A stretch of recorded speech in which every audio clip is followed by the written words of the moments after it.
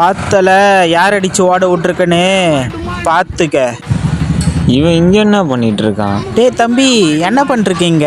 உன்னை அடிச்சு ஓட விட்டது பத்தலையா? ஒரு வாட்டி அடிச்சு விட்டு ஓட விட்ட உங்களுக்கே இவ்வளோ இருக்கும்போது நாங்கள் எவ்வளோ வாட்டி அடிச்சு ஓட விட்டுருப்போம், எங்களுக்கு எவ்வளோ இருக்கும்? ஏதோ அன்னைக்கு சொல்லியிருந்திய கப்பு வாங்கின கப்பு வாங்கிட்டேன், இப்போ பேசு. ஒரு கப் அடிச்சதுக்கே நீ இவ்வளோ பேசுறியே. நாங்கள் இத்தனைக்கும் 2 வருஷம் பேன் இல்லாமல் 16 வருஷத்துல 5 கப் அடிச்சிருக்கோம், எங்களுக்கு எவ்வளோ இருக்கும்? என் பின்னாடி பார்த்தல ஒரு பெரிய இராணுவ படமே என் பின்னாடி இருக்கு. உங்களை அடிச்சு இந்த வாட்டி ஓட விட போகிறோம். தம்பி, நீ இப்போ வந்து பேசுகிற. நாங்கள் 16 வருஷமாக நாங்கள் தான் கலக்கிட்டு இருக்கோம்.